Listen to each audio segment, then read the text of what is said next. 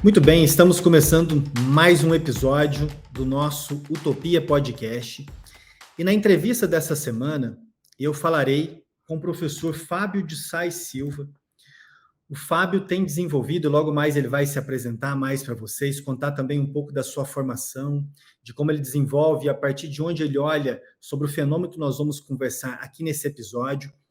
Mas o ponto central dessa conversa, que está muito ligada ao minicurso que nós encerramos agora na última semana. Nós ficamos aqui durante 4 semanas, uma aula por semana, analisando a política de direitos humanos do governo Bolsonaro. Analisamos diversos pontos, e um dos pontos que eu fui tentando construir para vocês é no sentido de que aquilo que aconteceu no último dia 8 de janeiro em Brasília, não é algo que simplesmente acontece de um dia para a noite, de uma hora para outra, mas é algo que foi sendo construído aos poucos. E me recordo de ter chamado a atenção de vocês que nos acompanham aqui no Utopia Podcast, do quanto uma interferência do Poder Judiciário, das movimentações, principalmente da Operação Lava Jato, contribuiu para corromper as bases da democracia no Brasil. É este o ponto central da pesquisa que o Fábio vai conversar aqui comigo. Fábio, primeiro, muito obrigado por essa oportunidade de conversar com você. A gente já se corresponde, conversa de alguma forma ali pelo Twitter. Eu queria que você primeiro contasse aqui para quem nos acompanha da sua formação profissional acadêmica. O Fábio atualmente mora nos Estados Unidos, dá aula em uma universidade, só para que as pessoas que nos acompanham compreendam um pouco sobre como você desenvolve esse olhar sobre o sistema de justiça brasileiro. Sem dúvida, Caio. Obrigado, em primeiro lugar, pela oportunidade. A gente realmente fica trocando ali umas ideias, né? E nunca teve tempo de parar para conversar com mais vagar, e acho que essa entrevista também é uma oportunidade aí para a gente estabelecer um pouco, aprofundar essa conexão, né? Eu admiro muito aí o seu trabalho, tenho em você uma referência nos debates sobre direitos humanos no Brasil. Eu me formei em Direito, né, na São Francisco, aí na USP, em São Paulo, em 2002, e eu fui para a faculdade, eu era muito idealista, né, tinha uma visão do direito como um espaço de transformação, e aí quando eu cheguei na faculdade, eu encontrei um ambiente que não era exatamente o que eu esperava, né, a gente ainda tinha, acho que hoje existe uma tendência de mudança nas faculdades de Direito, um processo de modernização que ainda está em curso, né? Mas naquele momento eram as grandes aulas, palestras, né? As aulas conferência, como a gente gostava de chamar, de grandes juristas ou, enfim, operadores do direito com sucesso no mundo profissional, né? E uma coisa assim muito descolada, muito numa visão um pouco manualesca do direito, muito pouca conexão com o debate sobre justiça social, né? E eu, então, acabei tendo uma certa frustração com a faculdade de Direito e com a própria ideia de ser um profissional da área, né? Mas eu acabei transformando isso um pouco numa... tirando disso um impulso para investigar, então, como é que se dá a formação em Direito, a prática jurídica no Brasil, e por que existe esse fosso tão grande entre as promessas, né, de transformação pelo direito e as suas práticas, né? Foi assim que eu comecei. E aí, para fazer isso, eu fui... por um lado, eu estudei muito na faculdade, eu considero que eu tenho uma boa formação em direito, né? Eu assim, me sinto preparado para entrar em qualquer debate técnico ou dogmático, né? Evidente que eu preciso estudar um pouco, dependendo da matéria, né? Porque já não faz parte do meu dia a dia, mas assim, a base, né, que eu desenvolvi ali na São Francisco naquele período é uma base sólida, então eu consigo ler, né, processos judiciais com uma desenvoltura muito maior do que os meus colegas da ciência política ou da sociologia conseguem, porque eles não fazem ideia do que é um agravo de instrumento, né? Ou um agravo, né? Mas né, o embargo de declaração na decisão, entendeu? E eu consigo navegar esse mundo, né? E, por outro lado, eu fui desenvolvendo, então, essas habilidades das ciências sociais, né? Então, na própria graduação, eu fiz parte do PET, Sociologia Jurídica, que era dirigido pelo professor José Eduardo Faria. Então, nós passamos ali 4 anos juntos, lendo teoria social e fazendo mini cursos de metodologia das ciências sociais. Depois eu fui fazer um mestrado em Direito na UNB, né, que também é uma universidade que tem uma tradição um pouco de conciliar direito com ciências sociais, até pelo histórico da própria universidade, né, que era para ser uma universidade interdisciplinar, um projeto que foi um pouco atacado pela ditadura, mas que sobreviveu. E aí, em 2006, eu vim para os Estados Unidos e fiz um doutorado, né, em interdisciplinar daí, era Direito, Ciência Política, né, e Ciências Sociais. E voltei para o Brasil, passei num concurso, fui pesquisador do IPEA, fiquei 8 anos no Brasil, né, até que eu resolvi tirar um sabático, vim para os Estados Unidos, fiz um pós-doc na Harvard Law School, até hoje tenho uma afiliação lá com a Harvard Law School, no Centro de Profissões Jurídicas. E naquele momento eu decidi que eu queria tirar um pouco o pé, né? Portanto, eu era um pesquisador, fiquei 8 anos no principal instituto, eu acho, de pesquisa aplicada do Brasil, né? Estudando o sistema de justiça, segurança pública, escrevi muito sobre segurança pública nesse período. Mas, em 2015, eu senti que eu queria tirar um pouco o pé né, desse mundo mais da pesquisa aplicada e entrar um pouco no que a gente chama de pesquisa mais pura, né? Pesquisa universitária mesmo, sem as amarras ali do cotidiano de você ter que apresentar soluções, respostas para questões práticas, né? Fazer uma reflexão um pouco mais funda. E a questão não vou dizer da Lava Jato, depois eu vou contar como é que eu chego na Lava Jato, mas a relação entre justiça e política, para mim, era central nisso, porque eu, né, apesar de eu ter quebrado um pouco o meu idealismo ali no começo da faculdade, durante muito tempo, inclusive durante o meu trabalho no IPEA, né, o que eu fiz foi desenvolver pesquisas visando dar instrumentos para que o sistema de justiça tivesse uma função social, né? Inclusive, trabalhei em parceria com o Ministério Público, com tribunais aí pelo IPEA, né? Defensoria Pública, eu sou um dos autores do chamado Mapa da Defensoria Pública, foi a primeira publicação aí no Brasil que olhou para a distribuição territorial, né, dos defensores. Mas eu comecei a sentir ali por 2015, né, que o sistema de justiça estava entrando ali em colisão, né, com a própria ordem democrática de várias maneiras, quer dizer, a Lava Jato acho que era uma das expressões disso, né? E aí eu falei, não, eu preciso estudar isso com profundidade e a minha vida aqui em Brasília, no IPEA, não permite isso, eu quero voltar para a universidade, né? E nisso apareceu a oportunidade aqui nos Estados Unidos, né? E eu fiz uma seleção aqui para a Universidade de Oklahoma, eles estavam procurando alguém especializado em Brasil e com conhecimento de políticas públicas. Acabaram me selecionando, foi uma alegria para mim, né? E então, desde 2017, faz 5 anos, portanto, eu estou aqui conduzindo essas agendas de pesquisa e dirigindo um centro de estudos brasileiros que nós criamos aqui, né? Então, criando um espaço dentro da universidade para se discutir o Brasil, com uma programação aí bastante extensa também e colaboração com outros colegas de departamentos. Perfeito, Fábio. Para a gente começar agora mais especificamente sobre esse objeto da pesquisa, que é a Operação Lava Jato. De um modo geral, há uma simplificação, e sempre quando se cita a expressão Operação Lava Jato, uma excelente forma de sair pela tangente é apontar que ela teve os seus ganhos, os seus prejuízos, mas foi uma ação importante. Eu começo colocando a minha opinião e depois a gente vai desenvolver isso. Eu acho que é muito simples e muito fácil dizer que teve os pontos bons e teve os pontos ruins. E eu me filio e pretendo colocar que a Lava Jato simplesmente foi péssima para o Brasil.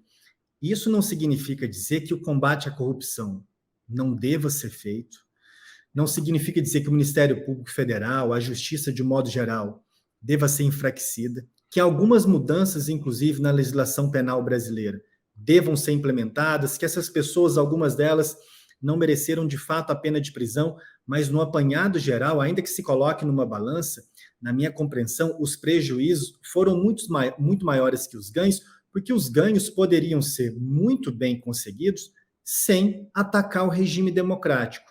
Os ganhos da Lava Jato não é uma operação também que teria uma estrutura para se diferenciar tanto de outros processos, grandes processos de operações criminais que temos no Brasil. Era o Ministério Público Federal, com uma força-tarefa muito bem construída, com um poderio imenso em relação às pessoas do réus, E o Ministério Público Federal e também a Justiça Federal poderia ter desenvolvido uma investigação de crimes contra a administração pública sem fazer tudo o que fizeram.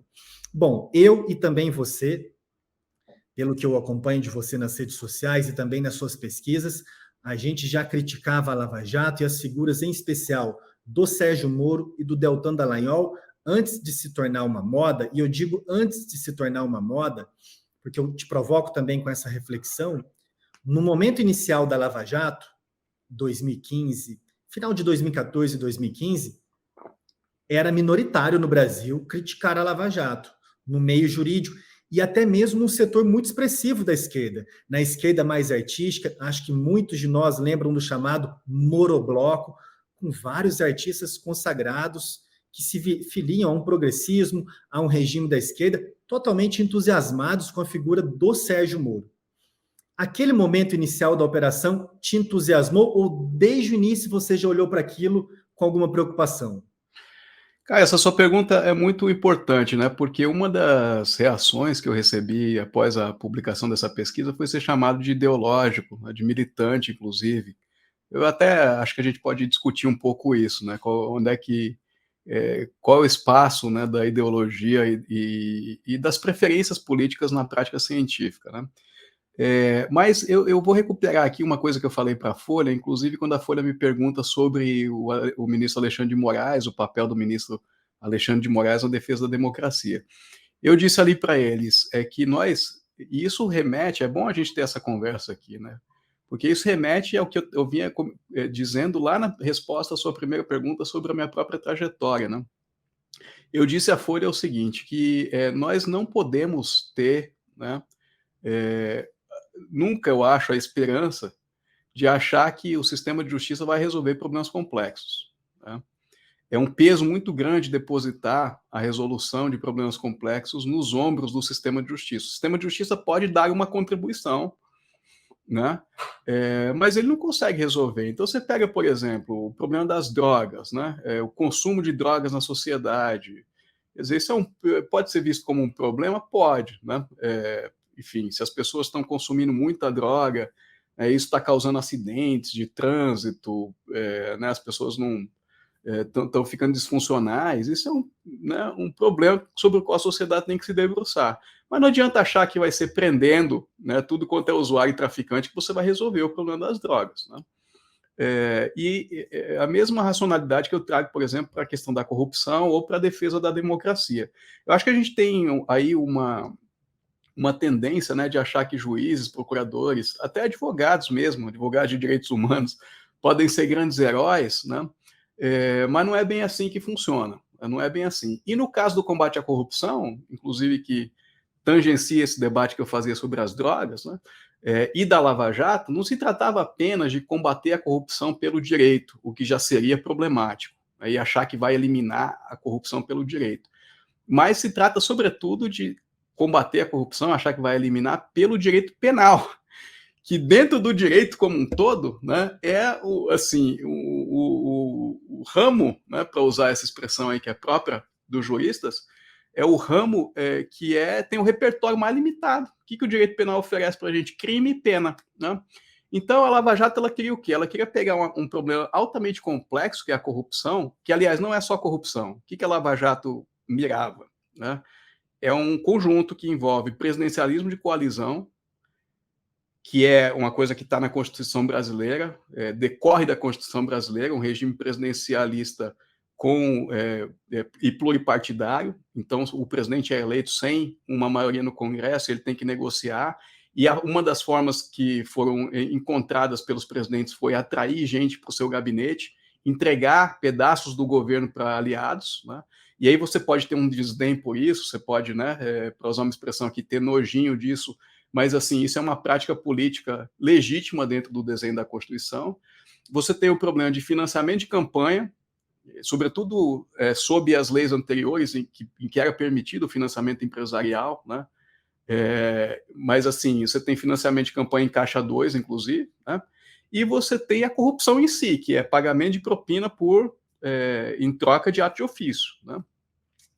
Essas três coisas, elas são peças que às vezes elas se conectam, né? Às vezes você traz uma pessoa para trabalhar, você entrega uma estatal e essa pessoa usa a estatal para pedir propina, né?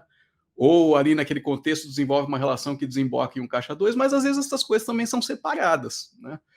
E aí se quis atacar tudo isso utilizando 5 instrumentos, que é prisão, né? Sobretudo prisão provisória, delação, corrupção, lavagem e organização criminosa. Né? Não dá para fazer isso.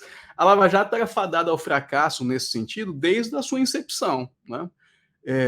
Agora, você pode ir até um certo momento, e aí eu vou voltar para o começo da sua fala, quer dizer, o que eu acho que teria sido um papel positivo da Lava Jato? Permitir que a gente descobrisse o esquema, né? Dar visibilidade para o esquema, punir aqueles que você tem clara configuração ali de prática de crimes e deixar a sociedade fazer o resto. O Congresso aperfeiçoar as leis, né, que tem que ser aperfeiçoadas, os políticos mudarem a sua conduta, né, porque de fato assim tem algumas coisas que os partidos têm que mudar as suas práticas, né? Enfim, né, reconhecer os próprios limites, mas ali o que se quis fazer foi uma refundação do Brasil, achando que vai criar um Brasil sem corrupção, a partir da mobilização desses 5 instrumentos. E aí, Caio, para finalizar, né, você fala que você não enxerga nada de positivo. Eu também não enxergo nada de positivo, porque eu acho que nem mesmo a exposição dos crimes que a Lava Jato poderia ter feito, ela fez direito, né?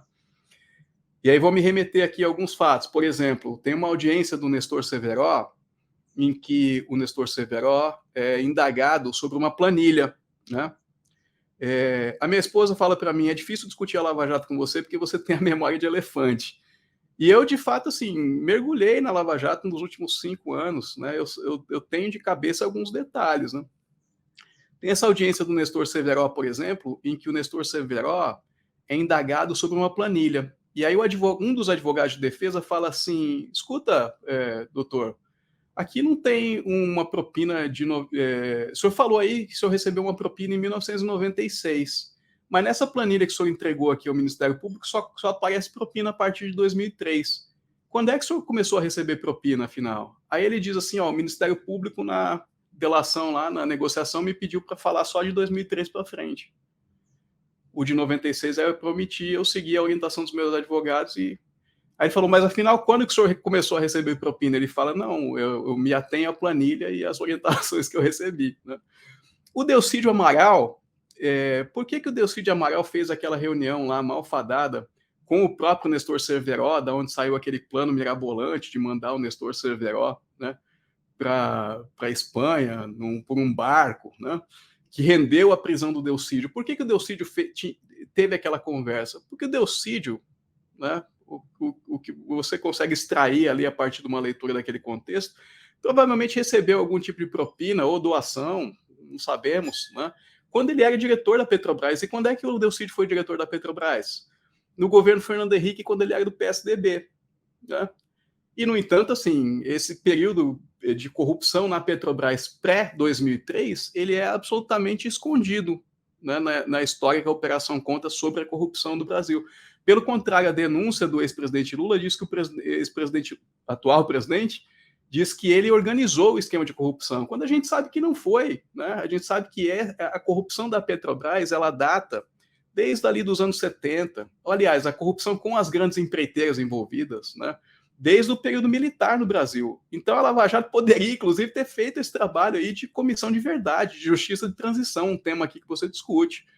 Né, e evidenciado, quer dizer, o histórico da corrupção no Brasil, para que nós, como sociedade, tivéssemos, né, os instrumentos para poder, então, né, não só atribuir responsabilidade política a quem tem que ser atribuída, mas também fazer as modernizações legislativas para não ter mais corrupção. Né?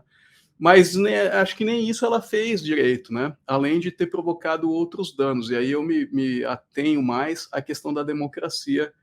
Nesses trabalhos a gente pode falar disso. A gente já vai chegar na questão da democracia, que é a fundamental e central aqui na nossa conversa. Então, tem 2 pontos aqui que eu gostaria de falar para você e para quem nos acompanha, Fábio. o primeiro ponto, para deixar bem claro mesmo, quando a gente coloca, não teve nada de positivo, e imediatamente muitas pessoas pensam, mas aquela quantidade de dinheiro devolvido poderia ser devolvido sem toda a espetacularização e todos os equívocos que foram praticados.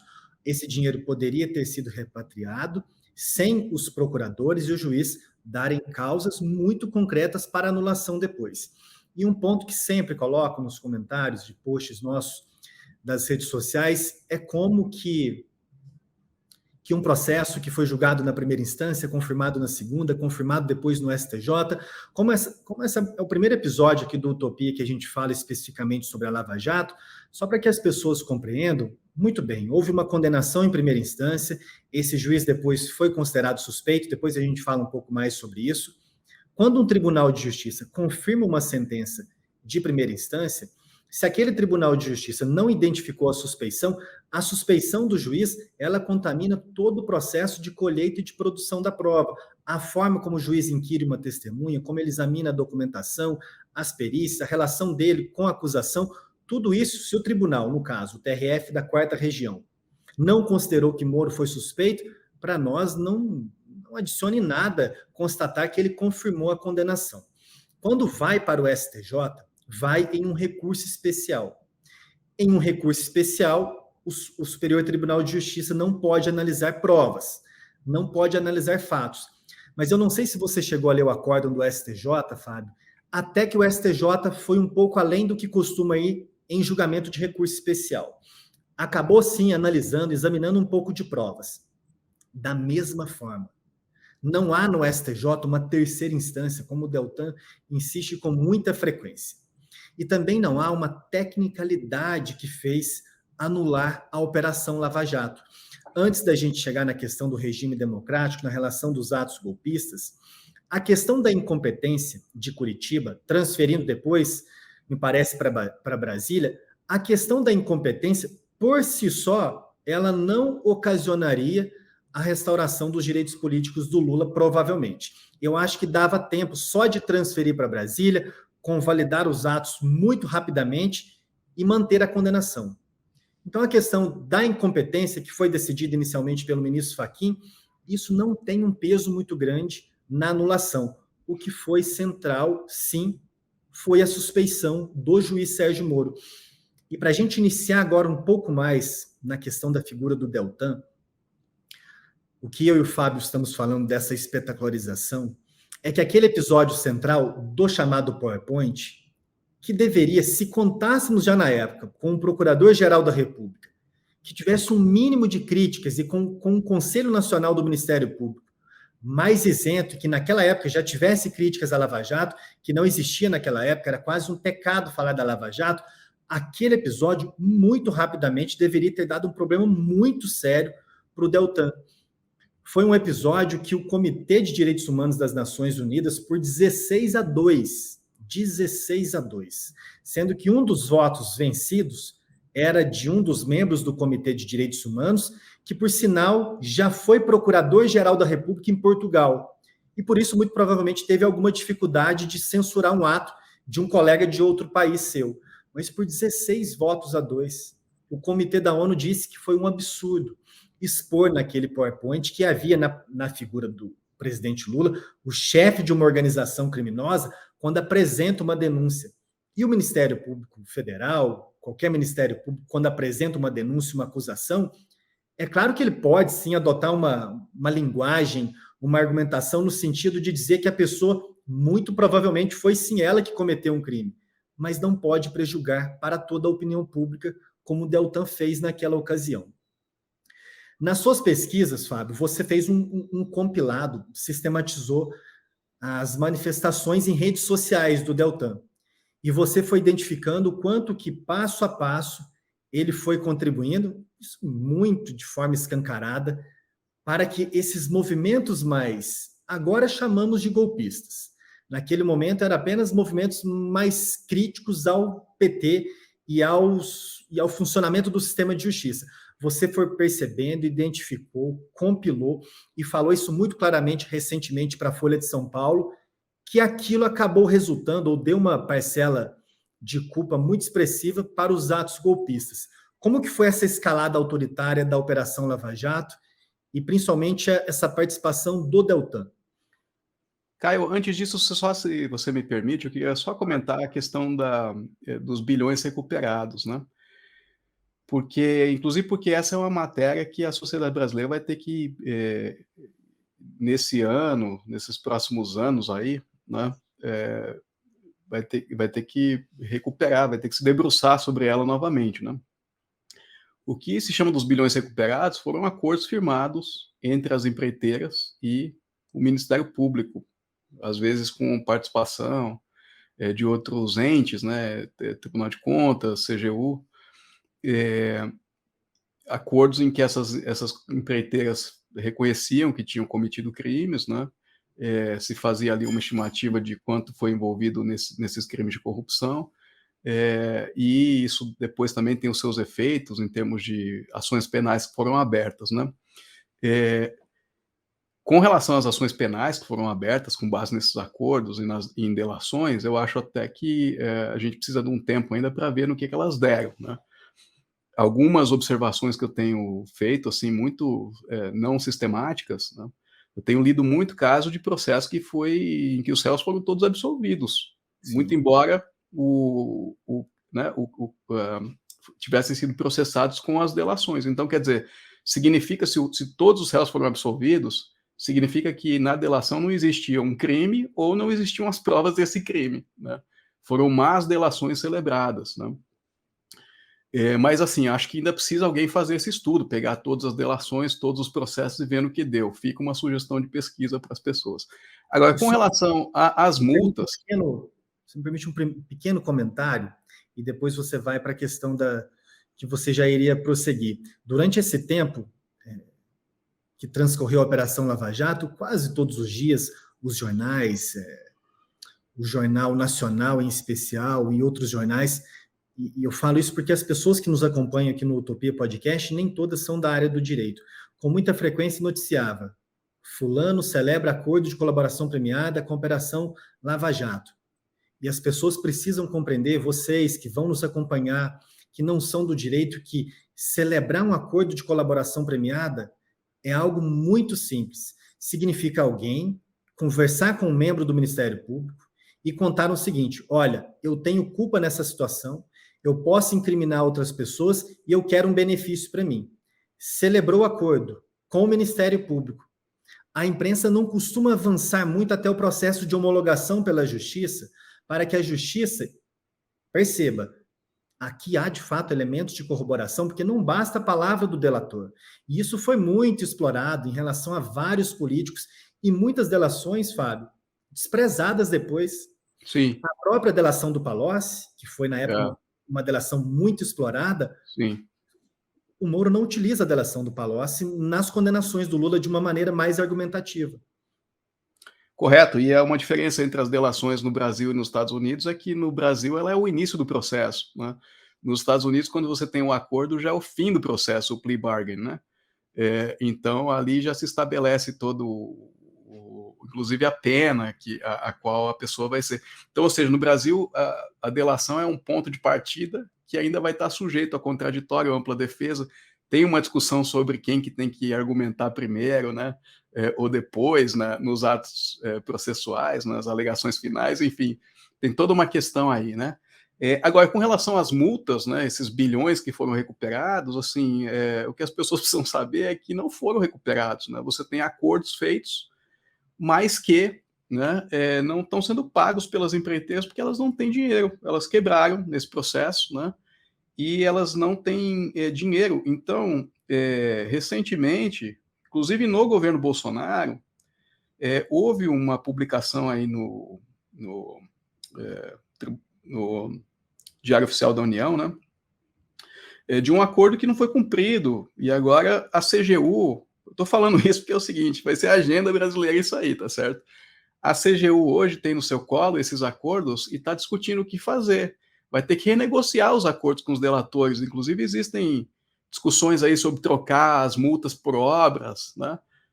Coisas desse tipo. Mas, assim, quando se fala, recuperamos 11 bilhões, recuperamos 15 bilhões, não recuperou, não. Né? Teve ali um cheque, mas que o cheque o fundo do cheque está, né, é uma incógnita, né? E provavelmente não vai haver o pagamento, né? E vai ter que ser reentabulado aí o acordo. Mas vamos lá, você perguntou sobre o que você chamou de escalada autoritária, né? Na verdade, eu vou repetir aqui um pouco do que eu falei na entrevista à Folha, Caio, porque eu fiz 2 estudos sobre a Lava Jato. Né? O primeiro estudo é o que eu chamo do estudo sobre a gramática política da Lava Jato, e esse estudo foi baseado em matérias de jornal, declarações de procuradores, sobretudo. Eu queria estudar procuradores e juiz, mas o Sérgio Moro, isso é uma coisa até, acho que louvável da parte dele, ele não dava muitas entrevistas durante o decurso do processo. Né? Ele era um juiz muito, nesse sentido, discreto. Né? Então, quem falava mesmo eram os procuradores. Né? De 2014 a 2018, que esse é o período que eu investigo, eu identifiquei numa base de dados, né, factiva, 12 mil registros de imprensa com falas dos procuradores. Né?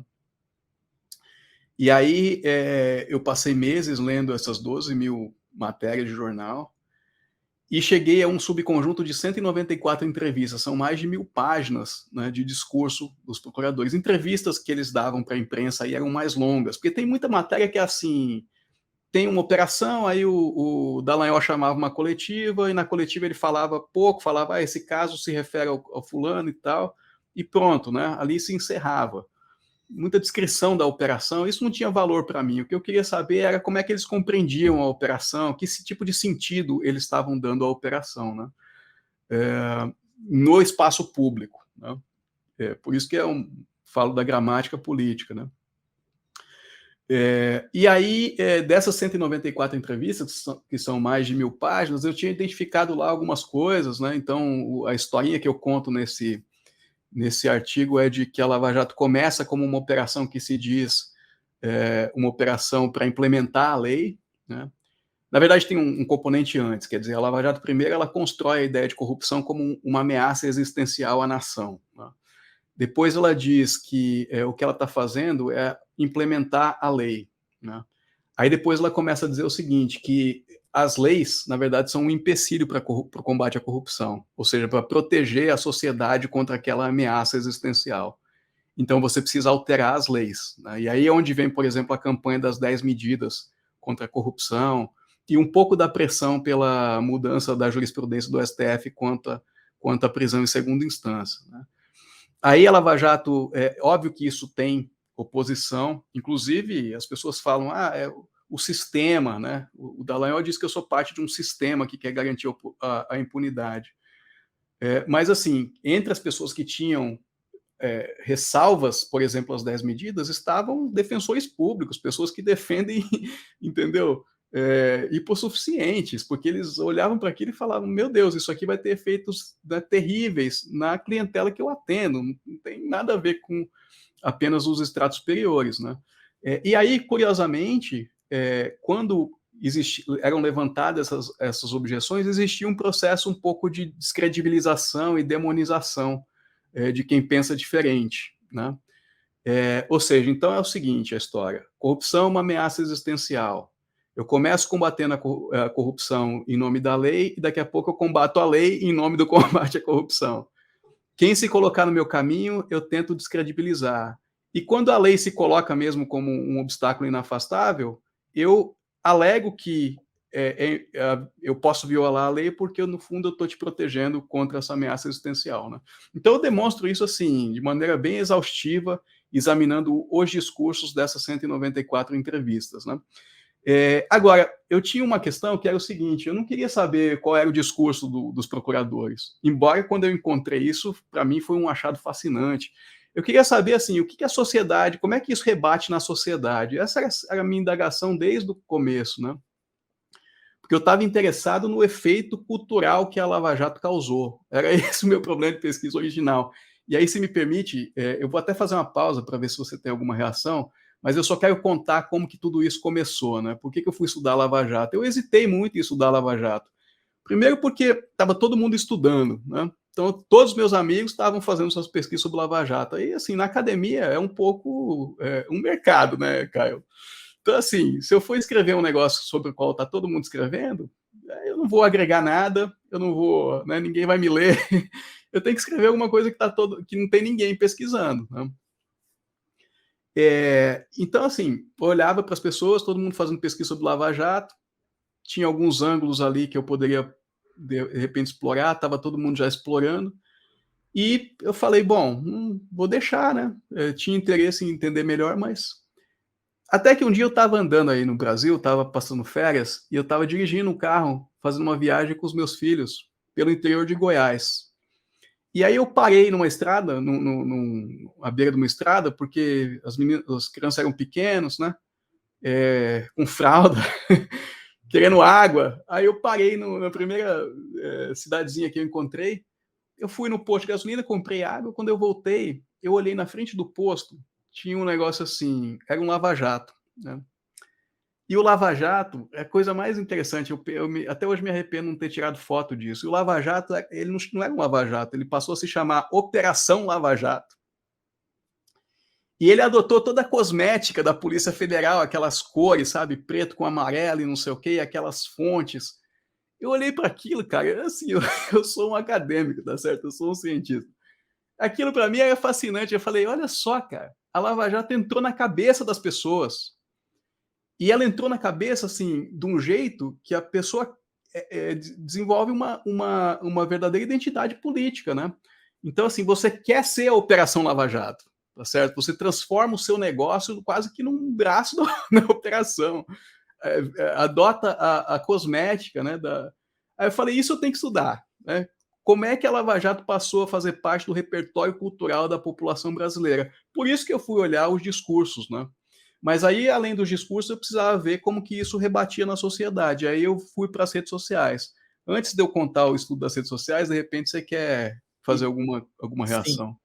é fantástico essa questão de como a Lava Jato ingressou nessa parte cultural. E acho que link com o que você vai falar agora das redes sociais, como eu já estou no Twitter há bastante tempo, você entrou quando no Twitter? A minha história com o Twitter é engraçada. Eu entrei em 2009, eu fui, assim, dos pioneiros, era tudo mato. Eu Inclusive entrei eu em tenho, 2011. inclusive eu tenho um grupo que chama Bonde das Arrobas, que é do pessoal que frequentava o Twitter naquela época, mas eu fiquei mais ou menos um ano só ativo, né? E depois eu fui para o Facebook, enfim, perdi o bonde do Twitter. Mas eu me lembro, Fábio, que E, isso a, do e agora, e aí depois o pessoal falou para mim, não, você tem que voltar, porque, enfim, né, todo mundo, o Twitter é onde realmente são feitos os debates mais acadêmicos, mais políticos, as pessoas divulgam trabalhos. Se você, né, seu trabalho vai ficar invisível se você não participar do Twitter. E eu fui um pouco nessa onda, mas deve fazer mais ou menos um ano e pouco que eu voltei. e que bom que voltou. Isso que eu observo mais, estou desde 2011 no Twitter e acompanhei durante toda a Lava Jato como o Twitter foi uma rede social muito efervescente, muitos tuitaços, e como eu sempre falei, sempre via quem me rebatia, quem são as pessoas, e veja só, hoje nós temos aqueles perfis com as bandeirinhas do Brasil, acho que agora vai diminuir, mas nos últimos 3, 4 anos, os perfis das bandeirinhas do Brasil, isso surgiu com a Lava Jato, não tem a menor dúvida, eu lembro muito bem as pessoas que a gente criticava um pouco da Lava Jato, logo vinham os perfis, senhores, senhoras, geralmente com mais idade, com foto do Moro, foto do Deltan, celebração da bandeira, perfis com as bandeirinhas, e interessante que isso você vai depois explorar a questão dos movimentos golpistas, é algo que foi, se fosse uma série da Netflix, claramente o diretor teria várias imagens da Lava Jato e depois cortaria para todo esse movimento de celebração da bandeira nacional, celebração de alguns ícones, caminhando rumo aos movimentos golpistas e ao apoio ao Bolsonaro mais recente. Por isso que isso fica muito próximo do que você fala desse universo cultural, de Sim, fato. sim, eu entendo o direito como prática cultural há muito tempo, né? Eu tenho escrito sobre o que a gente chama de consciência jurídica. Você vai olhar meu currículo aí, você vai achar coisas que eu escrevi sobre isso já há algum tempo. Eu fui orientado pela Susan Silby, que é uma professora do MIT, que é a fundadora dessa linha de pesquisa nos Estados Unidos e na comunidade de direito e sociedade. Então, esse foi um bicho que me picou, sabe? Entender como o direito... Não faz sentido a gente falar do direito sem considerar o contexto cultural em que o direito é mobilizado, né? Você pode ter uma norma que, assim, numa sociedade significa uma coisa, na outra significa outra. Isso é óbvio, né? É uma coisa óbvia. Inclusive, tem todo o debate no Brasil de que a lei não pega, quer dizer, tem essa relação entre direito e cultura, a gente sabe que ela existe, né? E eu, então, passei a estudar isso. Aí eu fui para as redes sociais, né? Deixa eu só fazer uma questão, Fábio. Você não sei se sai muito do seu objeto de pesquisa, mas ainda nessa questão cultural, como que você explica como a Operação Lava Jato, durante um bom tempo e até nos seus momentos finais, ela despertava tanto entusiasmo numa esquerda? Eu vou citar dois exemplos. Não tem a menor dúvida que o ministro Barroso é uma pessoa progressista, é uma pessoa muito provavelmente de esquerda. O ministro Fachin, não tem a menor dúvida, também tem uma formação jurídica, social, mais ligada à esquerda. E os dois, para ficarmos só com esses dois exemplos, porque são do mundo jurídico, foram dois ferrenhos defensores da Lava Jato até o último segundo. Como Aí, você vê essa questão? Acho que volta um pouco para aquilo que eu dizia lá no começo, ligando um pouco com um trecho da entrevista da Folha, né? Que também é uma coisa sobre a qual eu escrevo nos meus trabalhos. A gente tende a idealizar, né, o papel do direito.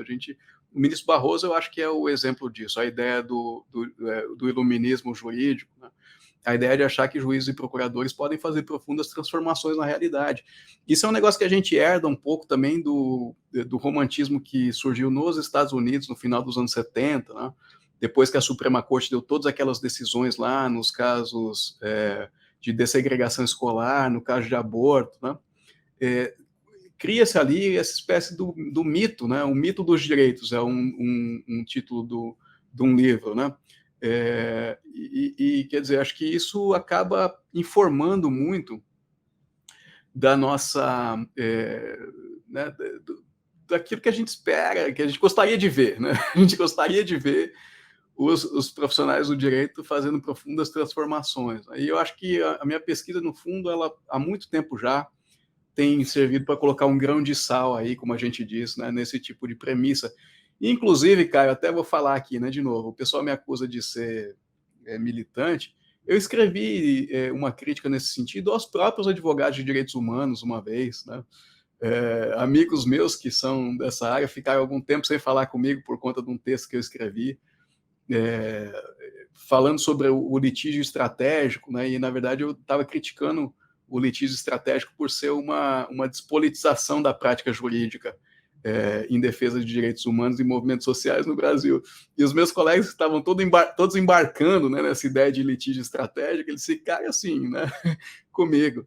Mas eu falei, não, assim, acho que o meu papel é esse, né, um pouco incomodar, né? Agora, tem gente que leva melhor o incômodo, né? Esses colegas, alguns ficaram alguns meses sem falar comigo, mas hoje a gente senta junto e alguns deles, inclusive, reconhecem, né, que apostaram demais ali no litígio estratégico, considerando aí as amarras que o processo e que o judiciário oferecem para promover mudança social, né? Mas eu acho que volta e meia a gente é um pouco imbuído, né, por essa idealização do papel do direito na sociedade, né? E se você, aqui pegando bem no que vai ser o título desse nosso podcast depois, você identifica, então, para as pessoas que não leram também a sua entrevista para a Folha, você identifica uma relação que é direta entre essa ascensão da extrema-direita, dos movimentos golpistas, com a Operação Lava Jato e, em especial, com a atuação do procurador Deltan Dallagnol. Deixa eu explicar um pouco o que foi essa outra pesquisa, porque é da onde um pouco eu tiro, né, esse tipo de consideração, né? Eu queria, então, saber como é que rebate na sociedade, né? E assim, as redes sociais, óbvio, são uma proxy da sociedade. É impossível. Para a gente fazer uma pesquisa para saber como é que a sociedade foi perpassada pela Lava Jato, a gente precisaria ter métodos e recursos, né, que, assim, são inviáveis, né? A gente tinha que estar fazendo surveys e entrevistas com as mesmas pessoas selecionadas aleatoriamente durante 10 anos, tá certo? Para saber o antes e o depois. e qual é a contribuição que a Lava Jato teve na mudança das identidades políticas dela. Essa é a forma, né, correta de se fazer assim, um estudo para medir os efeitos, né? Ninguém consegue fazer isso, então a ciência se aproxima da realidade por proxies, né? E oferece leituras sempre recortadas, que são sujeitas à falsificação. Eu disse nas redes sociais, se alguém fizer um estudo sobre as pessoas que se envolveram na Lava Jato, né, e mostrar que essas pessoas desenvolveram uma consciência democrática a partir do seu envolvimento com a Lava Jato, vai ser ótimo, né? Vai desbancar o meu estudo, e é assim que a ciência progride, né? Mas eu fui olhar, então, para as redes sociais, né, como esse espaço onde existe essa interação entre o poder jurídico, no caso representado pelos procuradores, e a sociedade, no caso representado pelos usuários. O Brasil é um país que é hiperconectado, a maioria da população tem acesso às redes sociais, nem que seja por telefone, e o Facebook é o grande espaço, né, onde as pessoas participam nesse sentido, né? Além do WhatsApp, mas pesquisar o WhatsApp é muito mais difícil, né? Então eu fui olhar um pouco para o Facebook. Para ser sincero, Caio, eu falo isso no texto, né? O meu objetivo não era olhar a relação do Dallagnol com os usuários, né? Eu queria olhar para a sociedade como um todo. Então eu comecei a pesquisa levantando todos os posts que falavam sobre Lava e Jato de 2017 a 2019, que era o período que a ferramenta que eu estava usando me permitia extrair dados do Facebook, que também, por sua vez, era uma confusão, né? É uma tarefa difícil, né? Então eu peguei todos os posts, tinha 220 mil posts, acho que 1,2 milhão de comentários. Aí fui fazendo uma limpeza disso, né? Então, por exemplo, posts que não tinham comentários, não me interessa, porque... E tem um monte de posts sem comentário. Não me interessa, porque, né, ali você não tira nada dali, né? Post sobre a Lava Jato no Peru, tinha um monte, também sai fora da base. Chegou no final, 75 mil posts, tá certo? Ainda é muito, né? Aí eu falei, eu vou precisar dar algum tipo de segmentação nisso. O que eu fiz? Falei, vamos ver qual é o top 1% de engajamento desses 75 mil posts. E aí deu 750 posts. 756 porque tinha um empate no score de engajamento entre os últimos. Os 750 posts mais influentes do Facebook inteiro, de 2017 a 2019.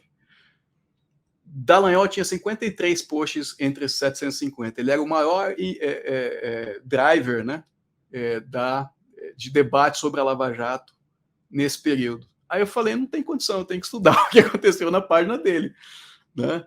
Se ele teve todo esse papel, né, em moldar o debate na internet sobre isso, vamos ver como é que isso se deu, né? E aí eu peguei os 53 posts dele e os respectivos 122 mil comentários. Tá? E aí trabalhei, em tudo isso trabalhando num time, né? Assim, pessoas me ajudando a limpar a base, pessoas me ajudando a fazer as análises de Big Data, né? Porque, enfim, é uma coisa que eu tenho alguma experiência, mas não estou na fronteira, né, desse tipo de conhecimento em relação a essas técnicas de análise, então contei com apoio de duas pessoas excelentes nisso. Tem uma empresa de análise de Big Data, né? E aí, o que a gente fez lá? Como é que a gente começa a navegar esse mar? Bom, os 53 posts do Dallagnol, ele disse que eu não analisei, mas eu analisei, eu codifiquei, e isso é fácil. Isso está dentro, inclusive, das minhas capacidades manuais, né? Esse tipo de codificação que você faz manualmente, você não precisa nem do computador. Você olha lá, vê os temas, mede frequências. Então, dos 53, 11 eram sobre o STF ou seus ministros, né? Ou seja, mais ou menos 20%. Esse é o período em que houve a Vaza Jato, então teve muito post dele sobre Vaza Jato, né? Mesmo assim, teve 11 do STF. E aí os comentários, né? Vamos olhar os comentários. Bom, e aí, quanto aos posts, eu vou falar daqui a pouco mais ou menos como é que era, né? E aí os comentários, né? Quando a gente olha os comentários, pede lá para o R, né? Para o software. Me dá a frequência de palavras mais usadas, para tentar começar a dar uma navegada. A palavra mais usada nesse período todo nos comentários era indulto não. Né? Aí um pouco mais para baixo tinha STF. Né?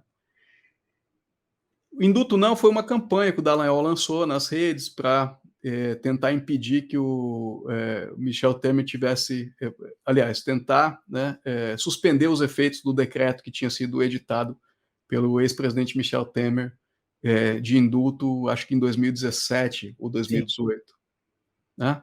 Isso.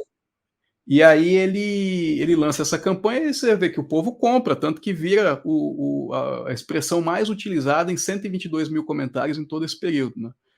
Então vamos ver o que as pessoas estão falando, o que elas estão falando desse indulto, vamos ver também o que ele está falando, né? E STF também aparece lá. E eu fiz esse exercício de olhar palavras mais frequentes, redes de palavras, palavras que aparecem conectadas. Quer dizer, tem um esforço de análise desses dados que cara, não é trivial não, né? Não sei o que as pessoas têm na cabeça quando elas falam que nós estamos fazendo militância, né? Quer dizer, se eu gastasse todas as horas que eu gastei fazendo essa análise de dados, fazendo militância, talvez eu tivesse conseguido, né, algum tipo de impacto em alguma coisa que me interessa, né? Passar alguma lei aqui na minha cidade, ajudar a coletar assinatura. Mas, assim, tem um esforço analítico gigante, né? Fazendo isso mês a mês. E ali a gente observa uma coisa, aí vou responder diretamente a sua questão lá do começo, né? A Lava Jato, isso junta material do meu primeiro estudo e desse segundo. Ela tinha um método, né? Que era esse método de colocar as instituições ou aqueles que ela enxergava como seus inimigos contra a parede, né? Então, assim, por isso que eu digo lá na minha entrevista pública, a agência pública que eu dei a esse respeito, que tem uma certa falta de né, propensão para o convívio democrático ali na Lava Jato, né? Porque eles não sabem lidar com a diferença, né? Quando os procuradores fizeram a proposição lá das 10 medidas, houve uma entrevista que eles deram para um jornal. E aí a repórter do jornal pergunta assim, tá bom, vocês têm essas medidas e quais delas vocês estão dispostos a negociar no Congresso? Se tiver que fazer alguma alteração, se tiver que uma delas cair. Aí o procurador responde assim, nenhuma. Do nosso ponto de vista, ou aprova do jeito que está, ou então não tem conversa. Quer dizer, não é assim que você muda a lei, tá certo? Numa democracia, né? Não é assim que você legisla numa democracia. Numa democracia você tem que estar consciente de que você vai apresentar uma proposta, mas que vai ter gente que vai ter uma visão diferente, de repente você vai, compõe, faz uma coisa melhor, né? Mas não existia esse tipo de disposição democrática na Lava Jato, né? E aí, assim, quem quer que se colocasse no caminho, né, era sujeito a esse tipo, né, de pressão, né? E o Dallagnol fala muito em envolver a sociedade, em trazer a sociedade. Eu até digo no artigo, Caio, que eu vejo ali algumas postagens que têm uma conotação mais positiva nesse sentido, né, de despertar a consciência das pessoas para a importância de participar dos processos políticos. É verdade, mas nos momentos cruciais, né, onde por exemplo, a Lava Jato está sofrendo ali né, uma contingência em que vai ser tomada uma decisão pelo STF ou pelo Congresso Nacional que contraria os interesses dos procuradores. Esse tipo de ativação da sociedade, ele se converte nessa lógica de que né, é inaceitável isso, né, e numa lógica de um pouco de uma guerra santa, né? O que eles estão fazendo representa o mal e a sociedade tem que dizer não, né, a isso, né? Então você tem as postagens sobre o STF, Deltan diz que eu não analisei as postagens, quer dizer, as postagens têm esse tom, né, alarmista, né, como eu chamo no meu primeiro artigo. Então o STF vai decidir lá a competência da justiça para trabalhar questões de caixa 2, né? Assim, são posts e posts, né, com vídeos falando vai ser o fim da Lava Jato isso. Todos os processos serão anulados, né? Essa gramática não existe. O STF errou. Não, o STF acabou com o sistema de combate à Vai corrupção. acabar, exatamente. Tem essa expressão aí que foi que você acabou de utilizar, é muito utilizada, né? O STF está fechando a janela de oportunidades que o Brasil teve para poder. Olha aqui, ó. Por exemplo, estamos muito preocupados. O Supremo Tribunal Federal vai emitir uma decisão que pode significar a ruína da Lava Jato. Há intensa articulação junto ao Supremo para liberar o indulto, né? a Lava Jato precisa do seu apoio, tome posição. Né? Aí tem essa coisa do Caixa 2, né? Essa linguagem de que, olha aqui, o Supremo vai estar dizendo que a Lava Jato não poderia ter existido como existiu. Não é bem assim, né? E pode anular todos os casos da Lava Jato. Então tem isso, né? Tem esse movimento de usar uma linguagem alarmista para colocar o tribunal contra a parede para decidir do jeito que eles querem. Né? E assim, eu acho que isso é uma opção que foi feita, uma estratégia. Né? Vamos mobilizar a opinião pública contra as instituições de modo a que a nossa vontade prevaleça. Agora, e ele tanta vontade, né, Fábio, que o comportamento dele, que eu observo do Dallagnol, enquanto procurador da República e enquanto agora deputado federal eleito, exatamente o mesmo. Ele sim, não se sentia mais coibido enquanto procurador da República, continuou com o mesmo perfil. eu acho que é muito parecido mesmo. Um pouco é o mesmo método. Aliás, eles dizem que levaram a Lava Jato para o Congresso, né? Olha só o poder dessa frase. Significa o quê? Os mesmos métodos, né? Vão ser agora mobilizados numa outra casa. Quer dizer, o que a gente pode esperar, então? São discursos denunciando o STF como sendo quem sabota o combate à corrupção, que é um post que circulou aí, né? Nesse rescaldo da minha entrevista, um pouco confirma, né? Essa retórica, né? E aí, Caio, o que acontece? Você tem esses posts, essa linguagem dura, tá certo? Eu não estou dizendo que o que ele fez foi crime, sabe? Eu não acho que tem que ser processado, nada disso. Eu estou dizendo assim, olha, houve uma estratégia, era assim que a operação se movia, e essa estratégia ajudou ali, né, a alimentar uma indisposição em relação às instituições. Então começa a aparecer nesses posts esses comentários, né? Dallagnol é responsável pela radicalização dessas pessoas? Eu nunca disse isso. Tá? Tem uma frase lá no artigo que eu digo assim: é impossível saber isso. Para saber isso, eu teria que seguir essa pessoa. Vou repetir aqui o que eu falei agora há pouco. Eu tinha que seguir essa pessoa e saber assim se ela desenvolveu esses pensamentos apenas e exclusivamente a partir de seguir o Dallagnol nas redes, o que obviamente é improvável, né? Agora, o que eu digo é o seguinte: é um pouco perturbador o fato de que uma página, né, de um procurador que chefiou a maior operação anticorrupção, ela dê ancoragem a esse tipo de sentimento. Né? E ela, inclusive, eu acho que fomente um pouco, né, na medida em que fica usando essa linguagem. Né? Então, o que eu posso dizer ali é que, e aí, para encerrar, né, essa colocação, aparece lá nesses comentários fora STF já. Né? Aparece intervenção militar no STF, aparece o fechamento do STF, vamos sitiar o STF. Então o cara posta assim, falando, olha, esse vai significar a ruína da Lava Jato. Aí o outro responde assim, vamos sitiar o STF. Se tiver 200 mil pessoas lá, eu quero ver se eles vão continuar com essa gracinha. Sabe?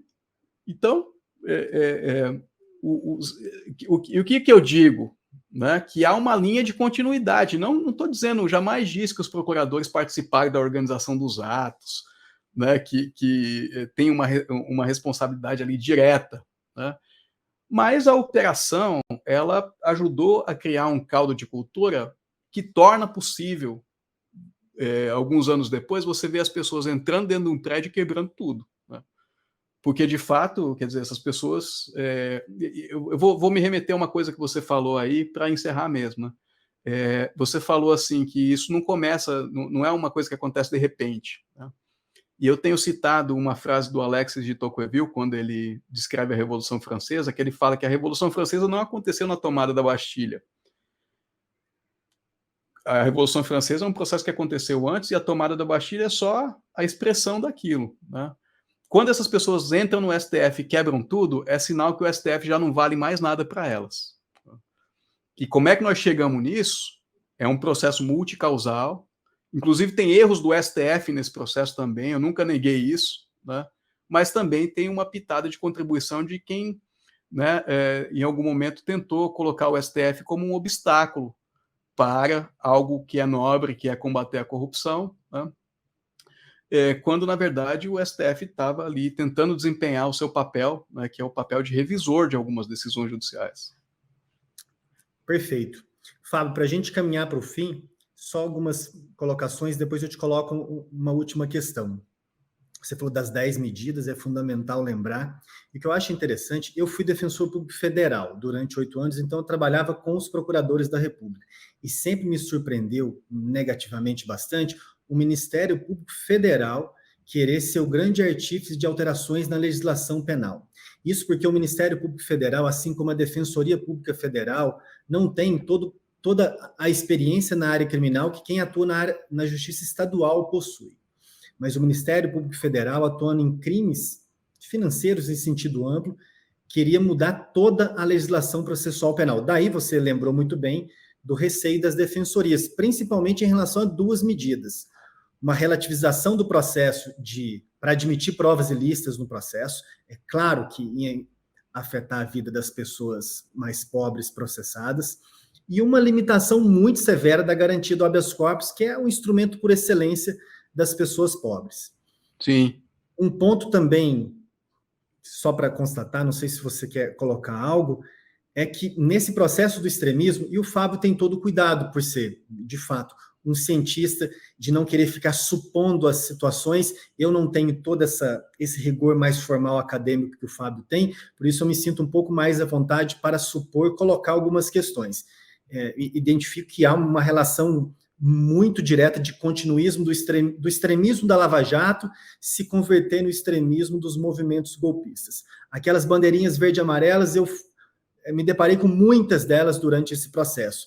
Mas é interessante, Fábio, o quanto que o lavajatismo não foi capaz de enfrentar o bolsonarismo. Quando o Sérgio Moro sai do Ministério da Justiça, denunciando numa coletiva de imprensa, falando com todas as letras, Bolsonaro interviu na Polícia Federal, quer beneficiar seus filhos, quer mudar a direção da Polícia Federal, não há impacto nenhum. Aquele movimento que era o extremismo da Lava Jato já estava totalmente realocado no extremismo bolsonarista. E Sérgio Moro depois, como uma história, uma biografia que praticamente não tem momentos para se celebrar, Sérgio Moro volta atrás em tudo e topa ainda participar de todo o processo da campanha do Bolsonaro. Um último fato é que nós falamos algumas vezes aqui que, inclusive, alguns juristas, ministros mais filiados a uma questão, a um olhar da esquerda, se entusiasmaram com a Lava Jato. Durante muito tempo, Sérgio Moro já era o Sérgio Moro antes da Lava Jato. É igual o Bolsonaro, quando foi eleito em 2018, ele já tinha uma história. Sérgio Moro também tinha uma história pré-Lava Jato, de um juiz autoritário, de um juiz que monitorava advogados, e ainda assim foi assessor da ministra Rosa Weber durante algum tempo no STF. Uma última questão que eu te coloco... Deixa eu só pedir um minutinho aqui, só para eu colocar um cabo aqui no computador, senão vai morrer a transmissão. Um minutinho. Fica à vontade. Enquanto o Fábio está colocando um cabo lá para manter carregando, não precisa nem de edição nesse nosso podcast. Esse é um ponto que me chama sempre muita atenção. O quanto o Supremo Tribunal Federal, nós inclusive vimos isso no episódio aqui do Utopia Podcast, sobre militarização do governo, sobre também o armamento da população, quando eu coloquei para vocês o quanto ministros dos tribunais superiores, principalmente do STF, contribuiu para esse processo de protagonismo das Forças Armadas, quando fiz menção ao ex-assessor do ministro Toffoli, que depois também foi ministro da Defesa do governo Bolsonaro. Fábio, para a gente encerrar, quando você olha, bem objetivamente, para figuras, primeiro, um breve comentário sobre o papel que exerceu Augusto Aras nesse processo da Lava Jato, talvez de colocar um fim, muitos advogados criminalistas, que acho que também não tem toda uma isenção completa para analisar esse fenômeno, eles aplaudem o trabalho do Augusto Aras, porque de alguma forma ele silenciou a Lava Jato, os excessos da Lava Jato. Não é o meu caso. E de outro lado também a figura do Alexandre de Moraes. Aqui no nosso podcast, sempre numa semana a gente tem uma entrevista, o caso da semana, o caso de jurisprudência internacional, e também uma notícia comentada. A notícia que eu vou comentar essa semana é justamente aquela matéria do New York Times sobre o Alexandre de Moraes, que foi uma reportagem muito interessante. Augusto Aras e Alexandre de Moraes, para a gente encerrar essa nossa conversa. Também me soma a você, Caio, no sentido de não, né, encontrar uma atuação virtuosa por parte do PGR Augusto Aras, né, ao longo do seu mandato, nem em relação à Lava Jato, nem em relação a outras atribuições, né, sobretudo de controle das condutas aí do ex-presidente Jair Bolsonaro e de diversos atos aí da administração, né. Eu sou parte de um projeto de pesquisa aí com a GV, em São Paulo, em que a gente estuda o que a gente chama de legalismo autocrático, né, se os autoritários de hoje em dia utilizam o direito como uma arma, porque, né, os autoritários de antigamente aboliam, fechava tribunal, suspendia o Congresso, né? Hoje em dia é muito custoso esse tipo de solução, então a relação entre autoritarismo e direito, ela hoje ela é muito mais simbiótica, o que é muito mais problemático, porque é difícil, inclusive, de você combater, né? Os autoritários se apropriaram do direito, inclusive, não só como forma, né, mas a própria substância. Então, o debate sobre liberdade de expressão, eu acho que é um aí que segue por esse caminho, né?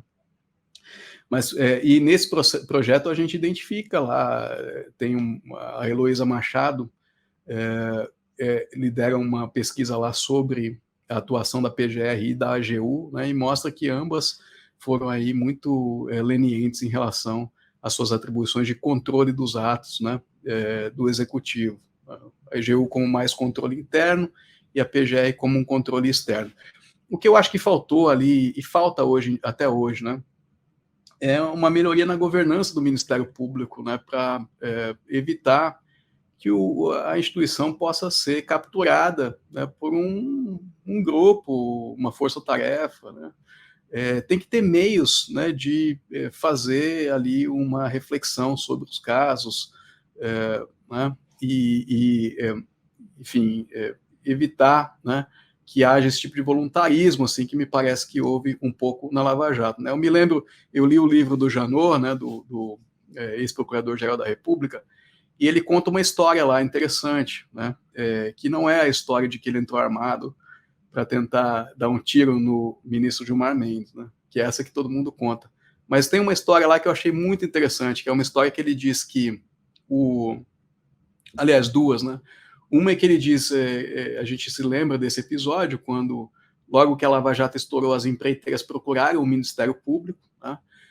E elas queriam fazer uma proposta, que, aliás, é o mesmo que aconteceu nos Estados Unidos, que deu origem ao FCPA. As empreiteiras procuraram o governo, falaram assim, ó, nós vamos contar tudo, só que ninguém sai preso, né? Esse vai ser o acordo. E o governo americano falou, beleza. Eles contaram tudo, reformaram a legislação, né? Criaram aí uma nova legislação para combater pagamento de propina, né? Ninguém foi preso, milhões em pagamento de multa, etc., né? Mas ninguém foi preso. E aí as empreiteiras brasileiras acho que queriam fazer um pouco essa proposta, contratar inclusive o ex-ministro Márcio Tomás Basso para ser um dos advogados. Ele foi lá, visitou o Janot e começou essa conversa, né?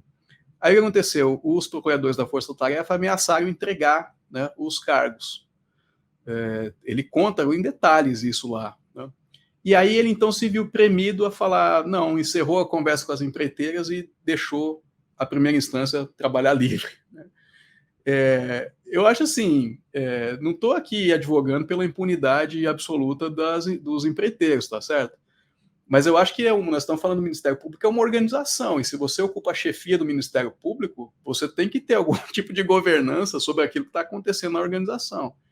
E dizer, olha, peraí, eu estou numa posição aqui que eu posso, pelo menos, participar dessa conversa, né? Então, esse é um caso que ele conta lá, e o outro caso que ele conta também é quando ele fala dos casos do ex-presidente, do presidente Lula, né, em que ele diz que havia uma estranha obsessão da Força Tarefa de Curitiba em relação ao presidente.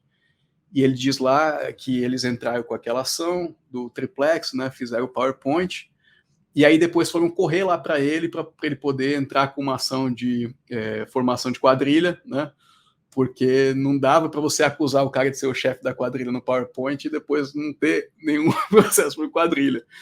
E aí, quer dizer, se você é o chefe do Ministério Público e você identifica que há uma estranha obsessão de subordinados seus, em tese, né? Enfim, tem uma discussão sobre a autonomia do membro do Ministério Público, mas, enfim, eu presumo que se você é o chefe do Ministério Público, você tem alguma ascendência. E se você identifica que há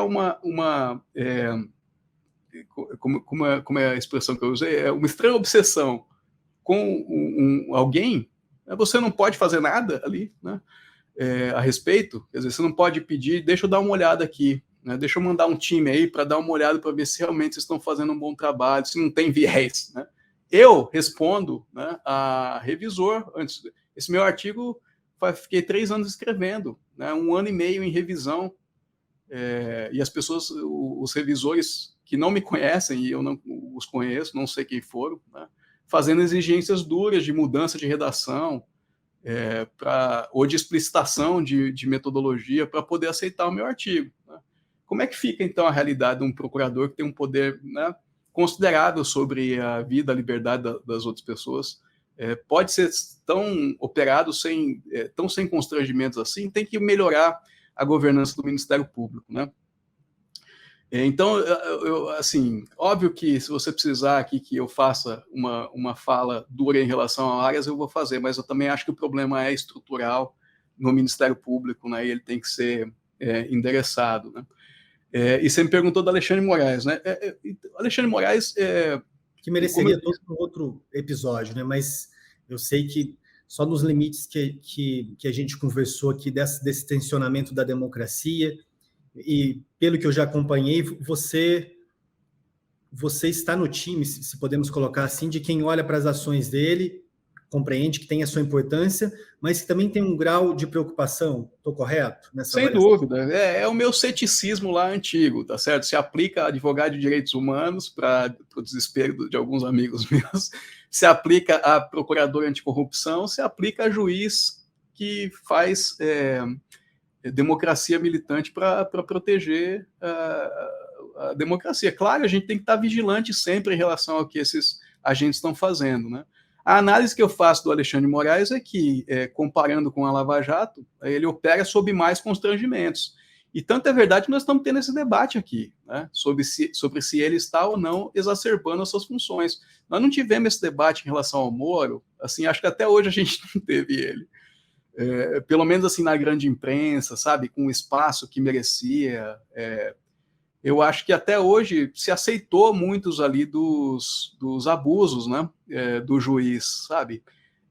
O Alexandre de Moraes não, quer dizer, ele não está em consórcio com o Ministério Público, pelo contrário, ontem teve uma declaração do Ministério Público contra ele. O Ministério Público não está denunciando as pessoas lá por terrorismo, né, tá denunciando por outros crimes. Então o Ministério Público está contra ele, tem um setor da imprensa que o critica. Quer dizer, se a gente tivesse essas condições na Lava Jato, talvez nós tivéssemos um outro desenrolar das coisas, né? E que não teríamos tido todo esse conjunto de resultados aí em relação... Alguns falam a economia, os outros falam em relação ao devido processo legal. No meu caso, eu assim, não tenho dúvidas de que a Lava Jato não contribuiu para a democracia, ajudou a fragilizar a democracia brasileira. Muito bem. Fábio, super obrigado. Eu vou pedir a Viviane para deixar na descrição do nosso podcast, tanto no YouTube, como também no Spotify, nos outros tocadores, a sua arroba ali no Twitter, para as pessoas te acompanharem. O Fábio tem contribuído bastante sobre o debate sobre o sistema de justiça, não só apenas em relação à Operação Lava Jato, mas diversos outros assuntos. E para deixar um link também sobre a entrevista recente para a Folha de São Paulo. Um grande abraço, bom trabalho, e mais uma vez, muito obrigado. Que agradeço, um grande prazer estar com você aqui. Espero que a gente possa fazer uma conversa dessa pessoalmente aí, em alguma viagem minha ao Brasil ou numa vinda sua aqui.